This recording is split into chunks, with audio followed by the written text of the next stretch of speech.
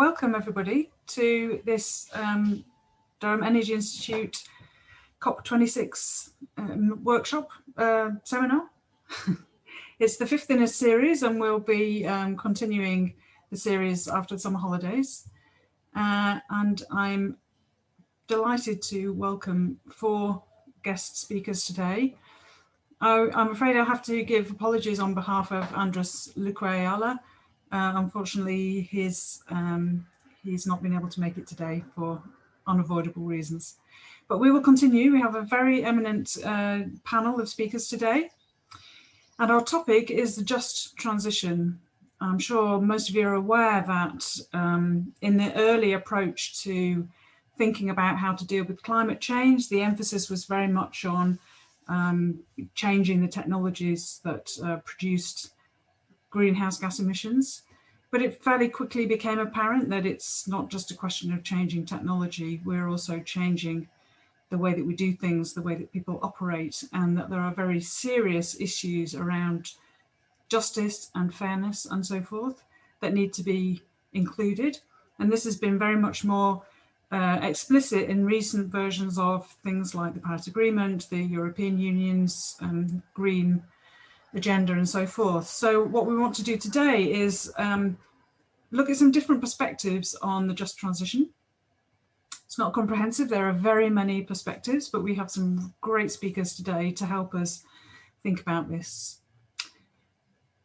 Before we start, I just wanted to remind you that the UK Universities Network has produced a briefing paper on the just transition, and there is a background paper also in progress. I'm sure that by the end of today's session, we'll have reference to a lot of other publications that would help you, and we maybe will collect some of those into an information sheet for you later on. So what we'll do is that each of the speakers will be invited to give a 5-minute intervention, and then we'll take questions and we'll open it up to discussion. So I think we'll take all the speakers first and then the discussion. So if you have questions along the way, please do write them straight into the chat, and then we can take them afterwards all together. So I know that you've all had information about the speakers, so I'm not going to give you a detailed background, but I will introduce each in turn. So first of all, I'm delighted to welcome Professor Raphael Heffron, who's a Professor for Global Energy Law and Sustainability at the Centre for Energy, Petroleum and Mineral Law and Policy at the University of Dundee. Raphael, over to you. Thank you. And it's a pleasure to speak to you today. And I would just highlight, in terms of all the work going on in terms of the just transition, that I'm also a EU John Monnet professor in the just transition itself. And also the British Academy has numerous grants on the just transition announced a couple of months ago. And I think most of those are aiming to deliver for around COP later this year. So lots of research to watch out for. Just my own view in terms of thinking about the just transition, I come from the perspective where I see the just transition about being inclusiveness, equality, equity, sustainability. You hear all these words talked about, but really we're talking about, different elements of justice. So distributive justice, procedural, restorative, recognition, and cosmopolitan. And I would stress the cosmopolitan justice element, just because that makes the big connection to the Paris Agreement. But also from my own view, when we think about these 5 forms of justice, I come from, let's say, a more law and policy background. And as such, I'm one who believes that we are facing a climate emergency. Therefore, there's a priority that we need to have action. This action needs to happen in a top-down way. I'm not saying bottom-up action can't happen, but I mean, because of the climate emergency, we actually need a lot of top-down policy approaches, or we're never going to keep within that 1.5 to 2 degree temperature rise. So that's why it's been exciting to see some initiatives by different governments around the world, including up here in Scotland, where we had the Just Transition Commission. We had some exciting announcements and exciting reports from them. It remains to be seen what the Scottish Government will do afterwards. They have allocated money to different places such as Aberdeen to try and help that transition. But let's say the Termly report card is we still can't fully fill it in for the Scottish government. But let's see what they announce until COP26 later this year.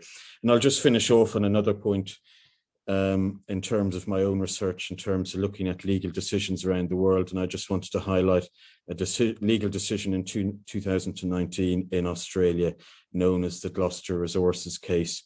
And that case highlighted how Australia refused the opening of a coal mine because they did not want to be responsible for that carbon dioxide being burnt in another country. So that's very much thinking about beyond the border, beyond, thinking about business supply chains, where that coal is going, where it's going to be used. And that's why we say, this rise in cosmopolitan justice, where people believe that they are citizens of the world. We have obligations in what we do in our own countries. And I think we already see this in terms of big business and the sort of impact, the demand of society looking at issues around consumption and, these big multinational companies. So anyway, that's just an element of my approach to the just transition. And a final point to say that it's all aiming to ensure that we have this low carbon economy developed within our societies, and that this happens in a just way. So thank you. Thank you, Raphael. That's an excellent start. Our next speaker is Dr. Kirsten Jenkins, who's an early career lecturer in Energy, Environment and Society within the Science, Technology and Innovation Studies group of the School of Social and Political Sciences at the University of Edinburgh. That was a mouthful, Kirsten. I'm very pleased to say she's also a fellow of the DEI and part of our team who are engaging with the Norwegian Include Research Centre for Socially Inclusive Energy Transitions. Kirsten, over to you. Thank you very much. It's definitely a mouthful, that one. I am having mic problems today, so if anyone can't hear me, I'd appreciate some kind of jazz hand manoeuvre so that you can make me aware. I have to say in a number of ways that I agree with Raphael. We don't always, we have some good banter in the literature, but that I would also draw some points of distinction. So my background to start with and my PhD thesis looked at energy justice and the language of that in particular, and applied that to the energy transitions issue. And that has its own particular formula and structure, and that looks a lot like what Raphael was describing in terms of distribution, procedure, recognition, cosmopolitanism, etc.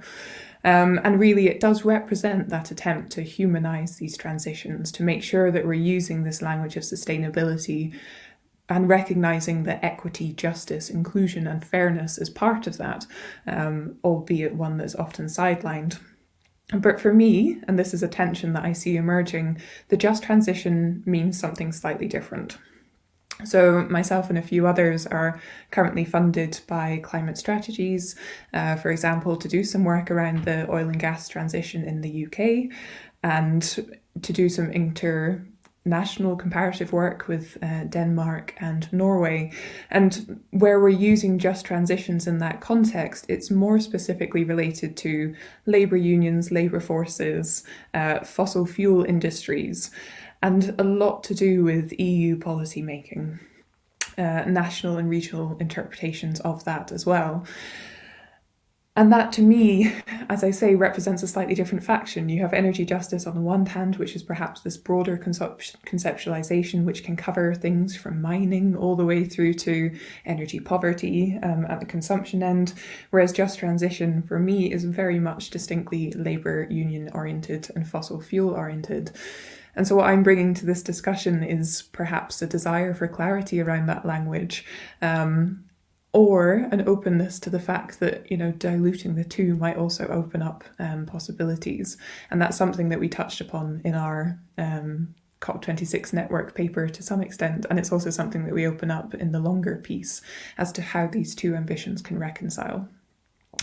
I'm also particularly interested going forward, not just in conceptualizing this from behind a rather lovely desk or thinking about the different tenets that might be part of it, but really looking at the legal and regulatory frameworks by which we can actually enact this in practice, looking at the roles of unions, looking at the roles of labour law, and so on and so forth, to say, beyond normative ambition, what practical action might look like.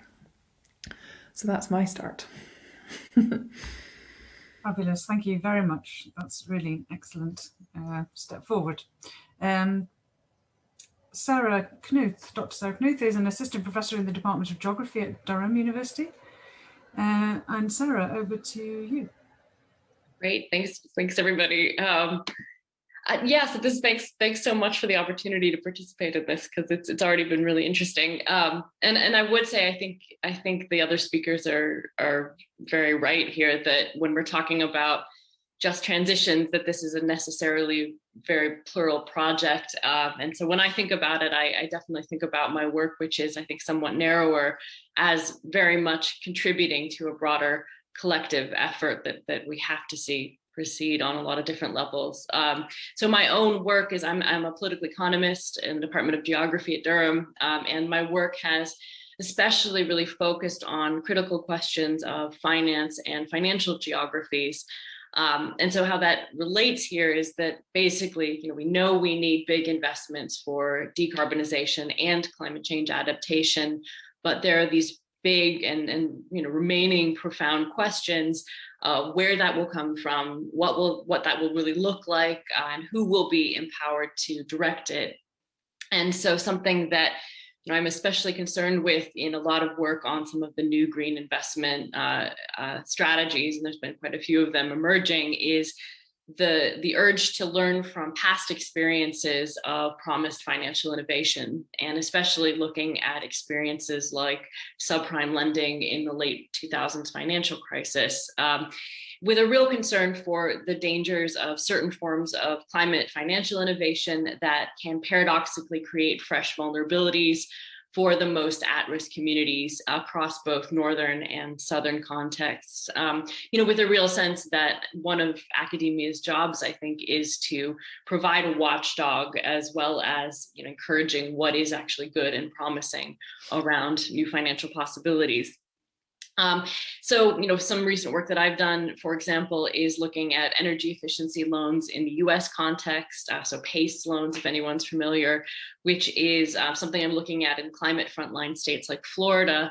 And what we're seeing with some of these, otherwise, somewhat promising loans for a difficult practice, which is energy efficiency retrofitting, is that we're seeing problematic practice in marketing that raise some really uncomfortable parallels to subprime lending. So things like racial targeting, unbearable debt loads for the poorest, exploitation by financial intermediaries. So some things that we really have to pay attention to if we don't want to worsen vulnerability in the end. And so my work, I really see it in kind of two strands, and one of them is both critical intervention, so trying to play more of a watchdog role on what isn't working, perhaps, but also looking at targeted research in support of alternatives, and those might be various state-directed Green New Deal or Green Recovery programs, especially kind of big investment authorities coming in.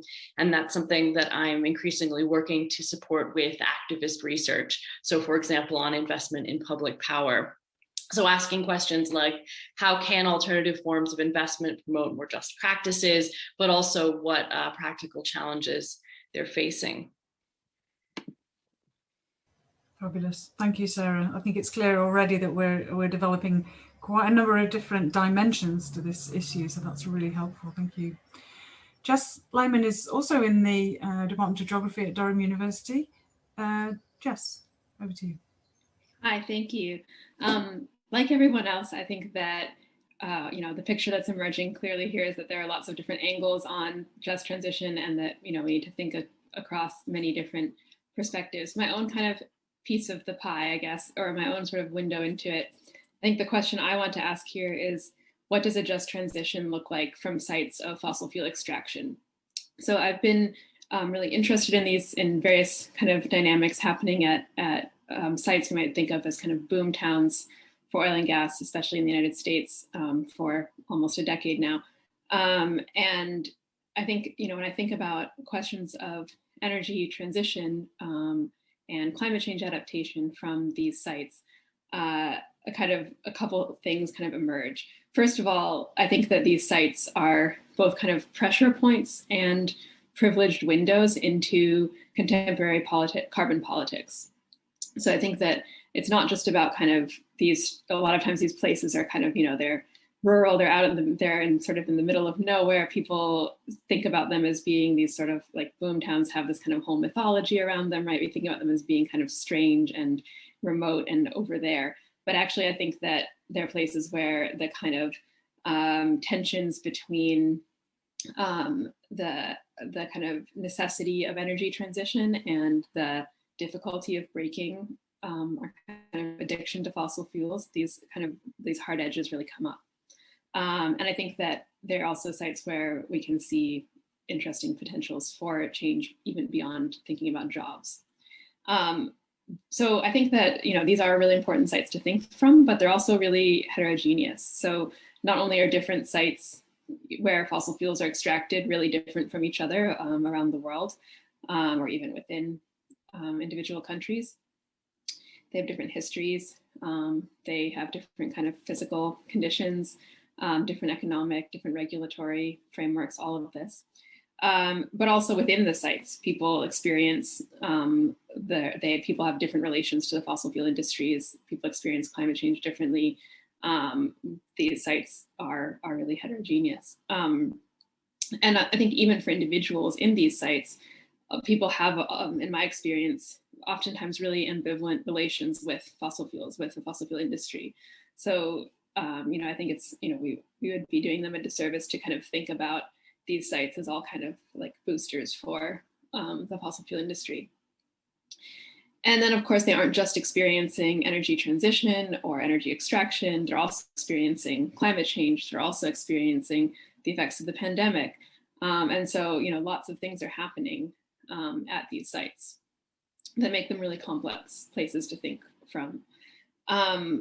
So, these are all kind of complicating factors. And I think asking this question of what does a just transition look like from these sites? And I think they also point to the necessity of thinking about jobs, of course, and about, I think some of the, labor questions that Kirsten was bringing up are really central here, but also thinking kind of beyond jobs. So thinking about things like climate change adaptation, thinking about relations with fossil fuel companies, thinking about the cultural politics of energy, and thinking about social reproduction and how all of these, different kind of dimensions come to shape what a just transition could look like in these places.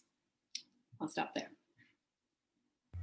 Thank you very much indeed. So we have a number of perspectives, both from different professional or disciplinary points of view, and also from different locations within our energy world. So I would welcome questions or comments from participants. You can write it into the chat or raise your hand if you like. And maybe while we wait, I'm just wondering, and there might be people here who would like us to have a go at defining what a just transition could be. If so, let us know, otherwise we won't do it. But if you'd like us to, then please do ask. That's a good way of trying to grapple with some of the tricky questions.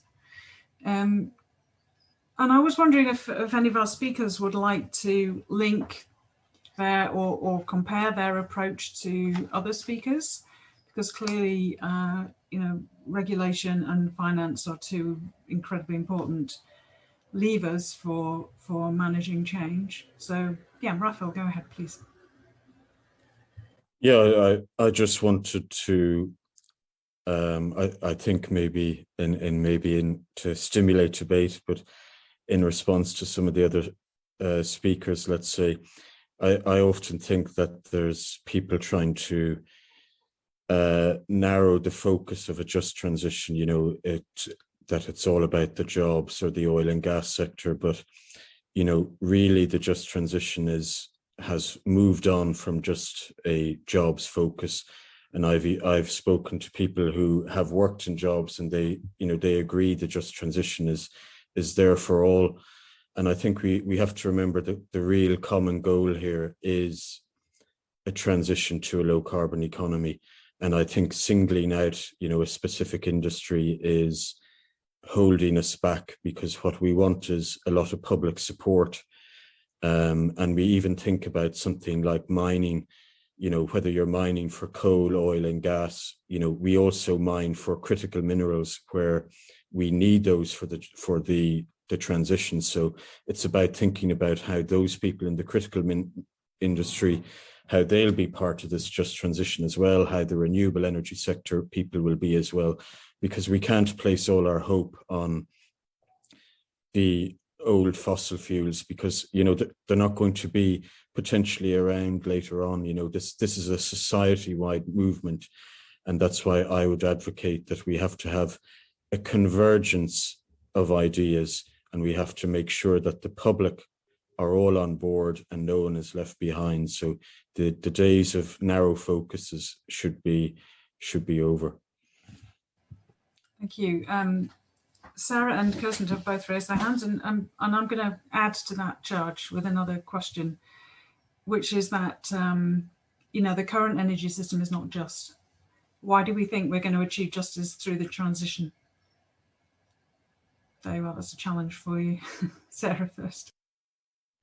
Mainly to agree with both of you, actually. I mean, I think it's critical to kind of everything we're doing, especially in the last few years. I think we've seen a real turning point in some of these renewable energy industries in terms of, the kind of ways that the industry is consolidating in different places around things like land justice and the kind of monopolization of specific energy systems by new actors, and also practices in the kind of opening up of new frontiers for critical resources. So some of my work on lithium in Nevada, we're dealing with something where there's a lot of money pouring in on the kind of money, and I don't think that it's inevitable that this has to happen in an unjust way, or there are greater or lesser degrees of injustice in large-scale land transformation and new extraction geographies. But it is, an area where we really need politics on the ground. And I think there is this kind of, we get backed into a corner, I think, too often on some of the things that we all agree with, like the urgency of reorganization for low carbon transition, and forced to think about, that there is no alternative to the kind of lowest common denominator way of that happening. And so trying to hold both of these kind of conflicting ideas in our head at the same time, I think, is one of the most difficult intellectual and political challenges we're facing. Thank you. Kirsten, I wonder if in making your comments, you could also respond to Jeff Moore's question about which theory or theories of justice are being used and whether there's any convergence. I can give it a go. I don't know how I managed to put up the palest hand emoji, but it's no representation of my pasty white skin tone. I, again, disagree to some extent. What I will say is I am a pedant and a semantic person, and what I would say here is we're talking about two slightly different things. One is a just energy transition, and one is a just transition. And a just energy transition, I completely agree with the previous two speakers, is this broader notion of a normative goal in a low carbon transition, and that is one that is collective. It represents all of these different facets of the energy system, all of the stakeholders embodied in it, and so on and so forth. But to go back to my earlier point, the just transition is then something slightly different, and I think it's something that's worth protecting. It comes with a particular focus, as Raphael says, around fossil fuels and labour organisations. It's pinned in particular language in the Paris Agreement, it's in the International Labour Organization principles, and so on and so forth. And so that still has political power. It still has a strong social apparatus. And whilst it is narrowing down one area of focus, I see that more as a positive thing, because it's a recognitional aspect that those groups are deserving of a particular type of justice in this setting, and that they are being accounted for in particular political systems. And so I want to keep on saying that it's not that I think one isn't important and the other is. I think they both exist, and I think they can exist in harmony, but I don't want to get to a position where we just go blah and they all become one. I would also say, and this is something that you said, Simone, that when we're talking about the transition, there isn't a transition. There are lots of little transitions echoing throughout here. We have electrification of vehicles, we have the transition towards smart homes, we have the death of oil and gas. I think we would all sign that one off as a death. And these things are happening in a non-sequential and quite messy way. And there's good and there's bad to that. There's opportunities and there's fails. And perhaps what we can say above all is that justice as a piece of language and as a set of concerns needs to be there. And we can learn lessons from each of those different sectors as they evolve. In terms of Jeff's question around, therefore, what a just transition means, and I like Simone's challenge that could be about a 42-day long webinar, I think, as we try and define these things. I would never say personally that it would be a goal-centred definition. I would struggle with the notion that we say it's fair, sustainable energy for all. But I would put it in terms of a principled definition where we're looking at things like distributional justice, justice as recognition, and procedural justice, and applying those in contexts so that the context in which they are used retain some flexibility on how they're interpreted, which weighting they give to different criteria. And that is a definition which, to me, stems from climate justice, environmental justice, and energy justice, and again is fairly distinct from International Labour Organization principles of the just transition for fossil fuel workers. So there are different theoretical approaches that are sitting at this messy intersection. Thank you. I'd certainly add to that in the ethics field, in philosophy, there's a broad discussion also ongoing around what justice and fairness might mean and how they relate to one another. But let's move on to the next question from Richard Harper. Would any of you like to leap in and respond to this question? Yeah, I'll have a quick go. I think Richard's question is very good because I will look forward to reading Kirsten's research, because on one hand she's saying that we shouldn't have a goal-oriented policy, and then on the other hand she's saying we should have distributive, procedural and recognition, but by their nature, distributive, procedural and recognition are goal-oriented. So if I want distributive justice, I'm thinking about, yes, I want more fairness, I want more equality, I want more inclusiveness across, how people pay for electricity, how they pay for energy access across the world, distribution of, the good and bad of CO2 emissions, generally the bad. So if I was to answer Richard's question, I would say, yes, sometimes people do use justice as a distraction, because ultimately we live in a world where we're seeking the Paris Agreement. We're running out of time by all accounts because we haven't invested enough in new clean energy infrastructure all across the world. So I would agree that we need to balance the needs. And, maybe I will go back to Kirsten's point that despite not trying to define the just transition, she did say for her what it meant was climate justice, environmental justice and energy justice scholars coming together. I couldn't agree more. Convergence, as I said before, and that's where we need to be thinking, all these scholars coming together to say, we do have an obligation to stay within that 1.5 to 2 degrees. As much as we can be talking about different forms of justice, we all have a common goal, and it's based on science. And I think that's why so many researchers are looking at this justice issue. Thank you. Sarah, if you wanted to also pick up Laura's question, that would be excellent, about the kinds of market inefficiencies that are produced by fossil fuel subsidies and how you can ensure fuel justice without those. Can you see the question, the next one? I'm reading it in real time, but Well, let me do the first one first while I think about the second one. But the yeah, I mean, I would say that I like the question because it's what I think is, for example, really conceptually as well as politically fascinating around projects like a Green New Deal is the kind of the opening up of new imaginaries around things like jobs. And I think why that matters to Richard's question specifically is some of the kind of political fighting around these big programs is about, well, how can you claim that kind of Medicare for all or job training policies for teachers, for example, are part of decarbonization. And I actually think that, even though that has real political stakes, it's embedded in real political fights about why you would include that or not. I think there's a broader lesson to take in the kind of in some of the difficulties I think we can run into around kind of jobs models, for example, that are too zero-sum focused on, well, a fossil energy lost must be a clean energy job gained.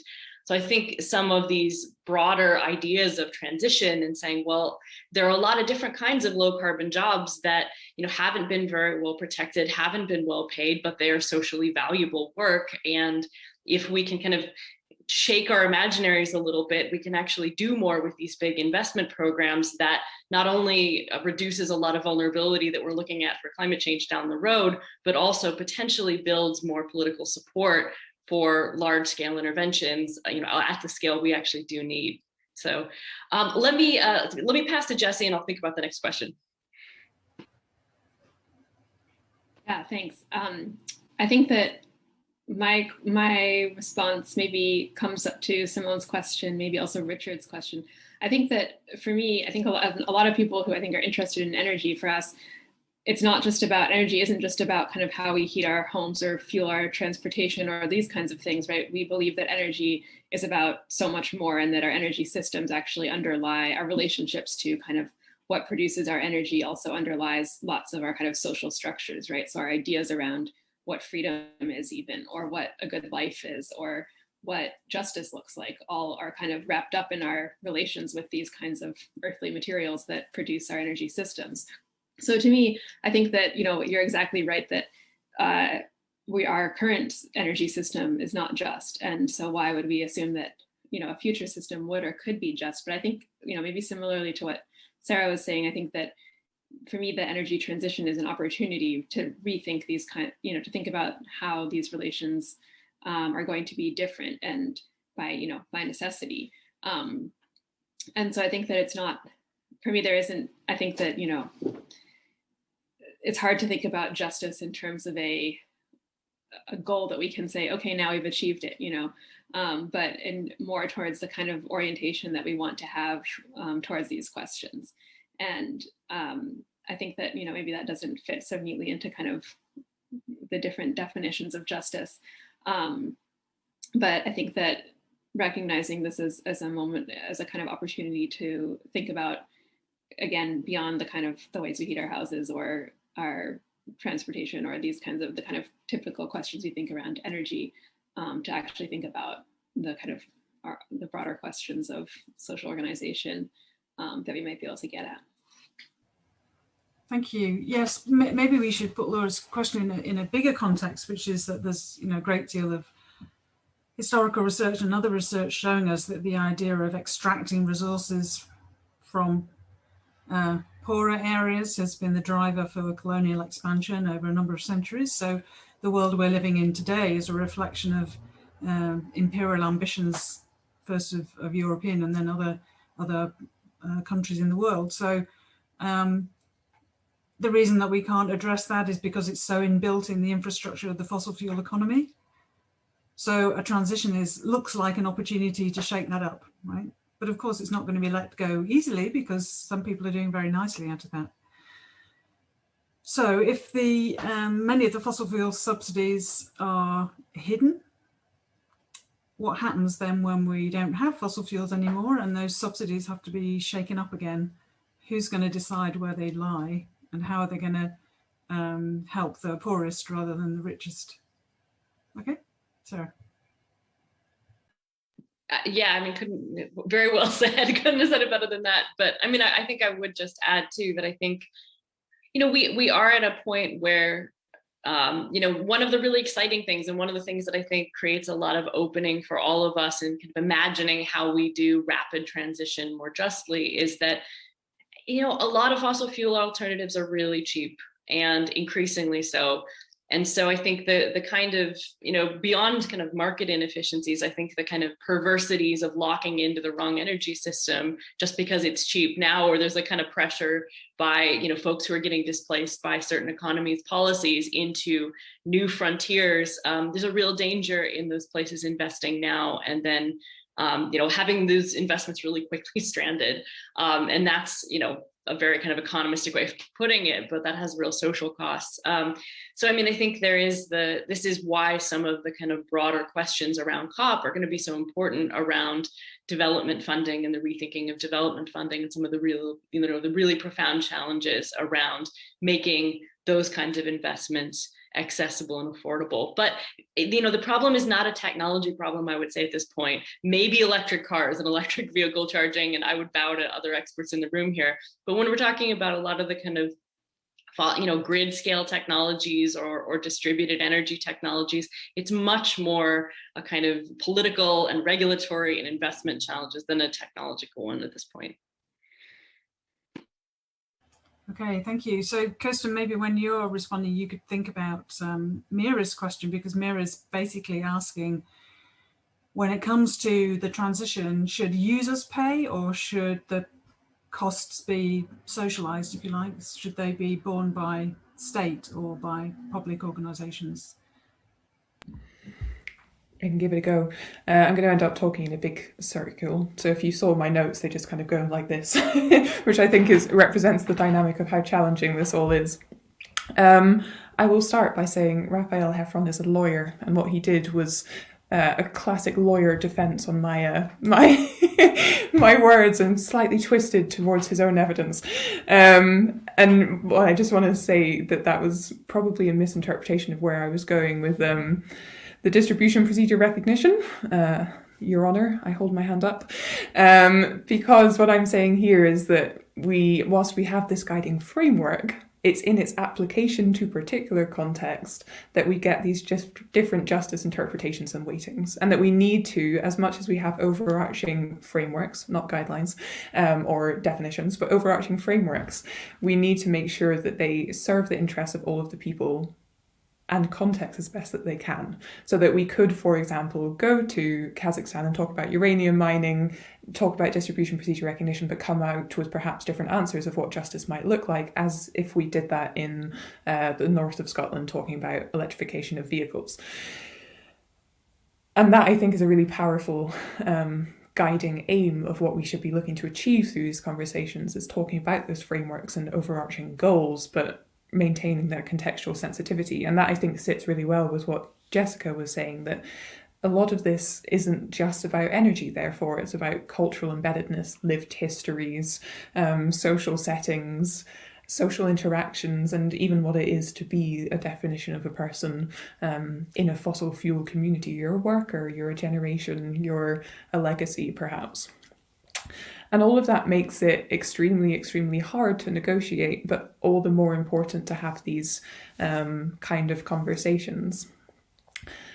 And I think if we were to unpack those conversations across those multiple contexts, this is already coming through our discussion, but what is uniting us here is this notion perhaps of structural inequality, that whilst it's being manifested through energy concerns, there are deeper things wrong in society, and that one of the ways perhaps of correcting that, which I know absolutely fluff all about because I'm not intelligent enough, is through economic modelling, financing, and so on and so forth. So the question of where taxation comes into this isn't something that my non-economic brain can handle with any particular intelligence, other than to say that that's a moral judgment in each different context of what is thought to be fair and what isn't. And my gut reaction would be to say that this is as much about getting some people to live with less, taxing those that are wealthy, but also encouraging the reduction in demand from those social groups, as it is about elevating the standards of others.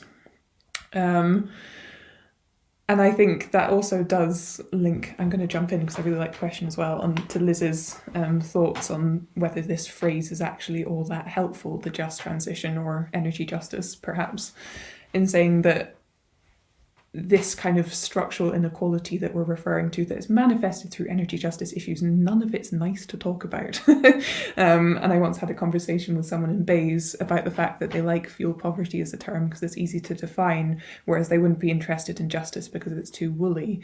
So whilst we may be united again by principles or guidelines, what language we use in each of those different settings, be it tax or policy, might be subtly different, even if they're guided by the same ambition, so that we can all work towards a greater goal, but in a way that people will actually be willing to listen to. Thank you. Because I think you've also partly addressed Richard Harper's question about whether justice means everybody gets the same outcome or something else. But I don't know if you wanted to comment on that before we move to Sarah. Yeah, I definitely don't think it would necessarily mean that everyone could get the same outcome. If the classic example, which I would give to any kind of first year student, there are things that are fundamentally unequal that we cannot change. The distributional pattern of wind turbines and therefore who has to be exposed to them isn't something that we can equalize across society. It's definitely, overly going to burden people at the top of a hill. So whilst there are aspects that we could control to a greater extent, perhaps around procedure, and how we go about fair decision making, no, I think we have to come to terms with the fact that the world's a very unequal place in other regards. Thank you. And I'd just add another example. Larger families living in worse accommodation are going to need more carbon to keep warm than people in better quality accommodation, for example. So it's a complicated question. So carbon allowance is perhaps the subject of another seminar. It would be worth maybe thinking through on another occasion. Thanks for the question. Sarah, I'm going to hand over to you.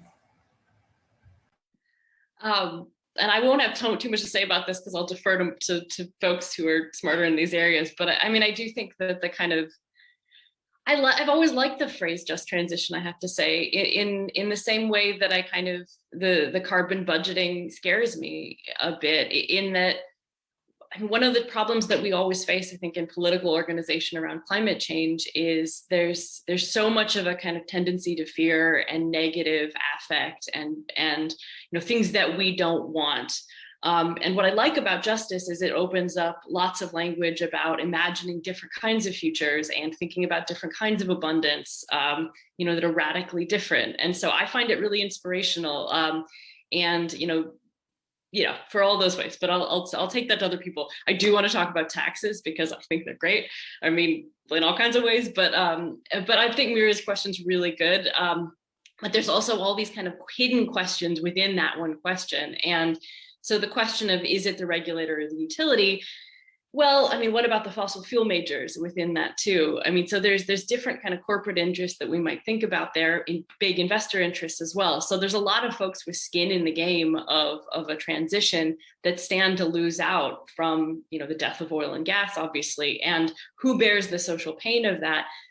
Isn't always necessarily the taxpayer or the bill payer. That depends on how that's socially and politically regulated, obviously. And, I think it's one of the really interesting developments around some of the kind of new lawsuits around oil and gas is that, there might be exactions on companies that have, persisted in the face of, very good knowledge about the effects of ongoing fossil fuel production. So I'm not that hurt by them bearing more of the costs of this.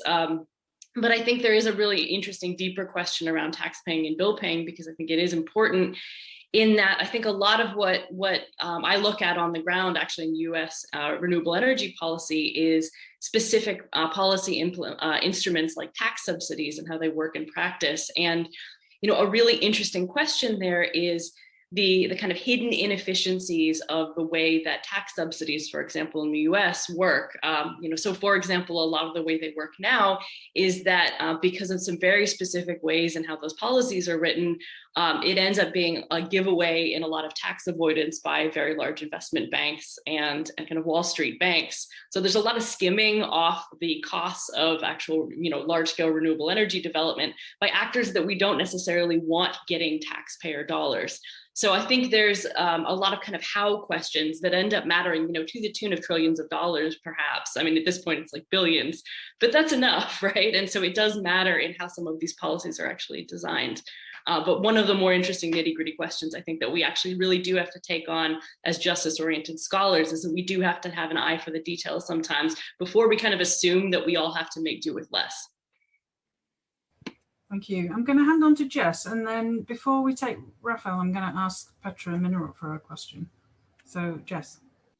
Thanks. Yeah, I just wanted to take up the question around the term just transition and just throw up, another kind of term, right, that we might think about in comparison is the Green New Deal.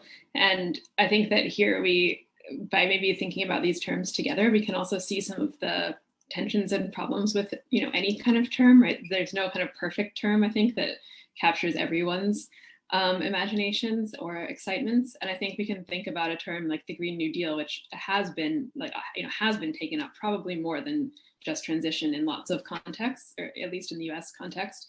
But again, it's in the US context, right? The Green New Deal is a term that refers to a particular historical moment of the New Deal, right, in American history, and that is part of what gives it its recognition and its power for a lot of people. But it also makes it illegible to, or kind of irrelevant to, other people.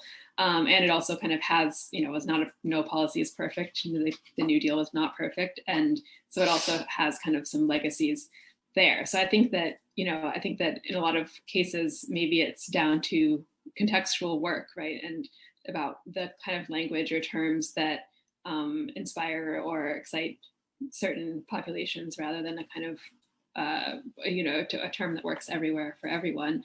And it's also about thinking through these the cultural and historical legacies that we want to connect these causes to, because of course they are connected to them, that we want to point out these connections to. So yeah, I'll just kind of use the term Green New Deal as a way of thinking about some of these, what's at stake in these names. Thank you.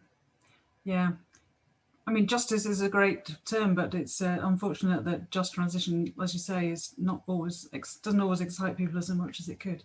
Petra, we're going to take your question next and then hand over to Raphael. Thank you very much, Simone, and congratulations on this interesting panel, and thank you all very much for your contributions. I'm not so sure. I've got a question. It's maybe more an observation and one remark on the carbon budget, actually. So the first point is, I think this whole discussion probably needs to be phrased or contextualized, because what we are missing out is really the global South perspective.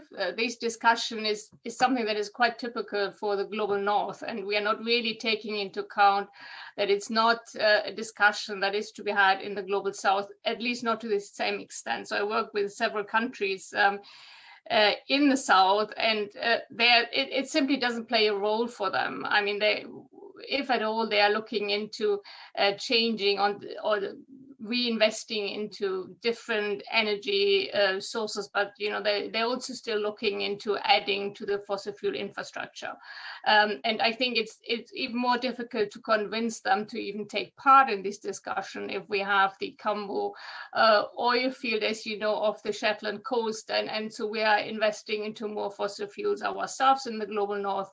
So how can we convince the global South to participate in a just transition discussion? So I think there's some rephrasing or reframing of this discussion is quite important. I don't have a problem with the term as such, but I think we need to be aware that there are different contexts in which these discussions are taking place. And the other aspect is the carbon budget. And I can fully understand, Sarah, what you said about this can be quite a difficult term to get the head around. But in law, I think at least it gives us something to handle with and to work with in a litigation situation. And For example, in Germany, the Constitutional Court has found that based on the IPCC calculations of the global carbon budget, then the National Advisory Council could figure out a national West carbon budget, and on that basis then could conclude that the current emission amounts that are still allowed until 2030 will demand even higher or even deeper cuts after 2030, and that the Constitutional Court to the conclusion that this will lead to an advanced interference-like effect with fundamental rights, which is then the result that the climate protection law or the determinations that are included in the law are unconstitutional. So that was all really based, so the entire judicial reasoning starts with the global carbon budget and the calculations that we can only have, I think, around 7 gigatons to reach 1.5 degree from that country's perspective alone, presuming that everyone, of course, is doing their own fair share as well. It's not an ideal term. Again, the carbon budget or the whole calculations are full of uncertainties as well, but at least it can increase the likelihood that the court will find, based on these calculations, that a country needs to be more ambitious. So I just wanted to add that. Thank you very much again. Thank you very much, Petra. Excellent comments. Raphael, let me hand over to you. Thank you. And I'll just give a few quick thoughts on some of the issues discussed recently. So the first is that, when we talk about justice, we do have a goal in mind. And that's why, Petra mentioned an issue there in the German courts. I mentioned an issue in the Australian courts. The role of the court is to protect whatever justice you have in society. The majority of countries in the world have operating courts, so there is a goal from justice. The majority of countries in the world have signed up to the United Nations, so we all understand, basic principles of justice. And I think, let's say, when we think about this, what we are talking about, I think, as one or two of the other speakers referred to, about energy technology, the technology coming down. And maybe for me, I think part of the reason the just transition may not capture people's attention is because they're tired from hearing about oil, gas, and coal. And they're tired maybe of people defining a just transition about being oil, gas, and coal, because we're thinking, this is old world technology.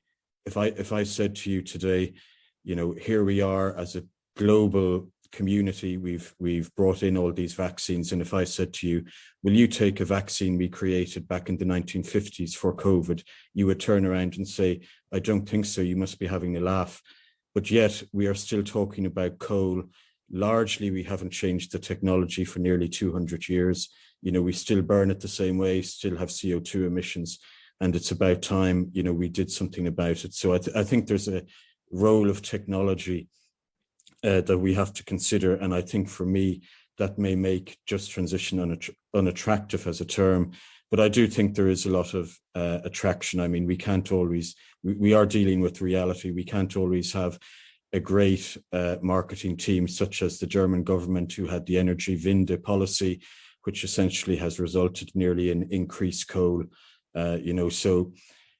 We need to balance out what we can do as a global community. And what I would say is, think about the success in bringing in new vaccines as a global community. We really should be able to do it in energy technology. And I would echo, I think Sarah made the point earlier, the technology is there. The problem is policymakers, researchers, and everyone slowing down essentially the system of rolling out that technology fast. And I wonder, if we did the same as the vaccine, could we achieve our Paris commitments? Thank you. I think I might not be the only person. I mean, I very much admire sentiments, but I'm a bit concerned about the parallel with the vaccine, because, as Petra pointed out, we haven't done very well globally in distributing it in an even manner. So let's hope we can do better with clean energy technologies than we've so far managed with the vaccine. But in terms of getting things out there quickly, we know it can be done. but we know there are vested interests who don't want it to happen. And there's been recent coverage, as I'm sure you're aware, of some of the tactics used by the big oil multinationals in avoiding the consequences of what climate change would mean for the industry. That's being increasingly brought out into the open. Sarah mentioned the suits going through the courts in the United States. We need to start drawing to a close, but Kirsten, I'll give you an opportunity to to have a word, seeing as your hand is raised. Thank you. Raphael looks nervous. There's not a direct comment to him this time.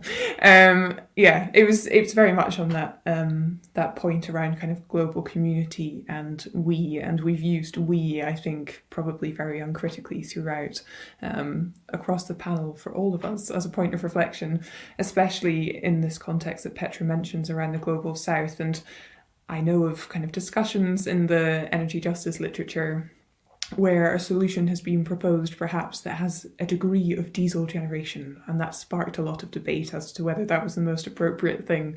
And there was a bit of back and forward on that, and now Raphael should feel nervous. But I think, there are lots of loads and loads of points of like that where, who are we to be writing in this setting? What is right and wrong? And that is one of these issues of recognition and representation, and an opportunity for COP, perhaps, where we do have these kind of debates and negotiations in a more collective sense. And so that's where I think lining this up with kind of what the trajectory of the event was looking at, we really need to make sure that we as a community of scholars are contributing to that type of event, and also that type of event is challenged as much as possible for the recognition aspect that it does or does not achieve. Thank you. I think that's an excellent point to end on. And just to say, Fiona, I really appreciate your comment, and I'm fairly sure we probably agree with you. I shouldn't speak on behalf of others, but I haven't seen anyone disagreeing with you. Thank you very much indeed. I'm just going to hand over to John now just to thank the speakers wholeheartedly. Thank you very much for joining us. Looking forward to getting a version of this online, and it will link into other events, and John will just brief us on what those events are going to be. Thank you. Thanks very much indeed, Simone, and particularly thank you to you for bringing together these 4 speakers today. So Sarah, Jess, Kirsten and Raphael, my sincere thanks for performing here today and providing not just an informative but also a lively and entertaining debate. Thank you too for the other people who chipped in with questions or appeared in terms of making statements. And that sort of gives a segue, if you will, to the next series. So what we've been doing with the COP26 run-in, at least as far as these events concerned, is different entities within the university have owned a different month. As Simone said at the beginning, we own June for the Energy Institute, following on from the Institute of Hazards and Risk Resilience. Slight change in September, where the legal department and Petra in particular will be running a 2-day session on the 15th and 16th of September, covering adaptation and resilience in the light of COP26. And then we'll run on through September and October with more events. It's not all we're doing for COP26, and particularly from an energy perspective, if you want to take a look at the website, the DEI website, subset of the university one, you'll see a number of other things. So I guess for the time being, have a lovely summer, and we'll see you in a couple of months' time. Thank you. Bye-bye.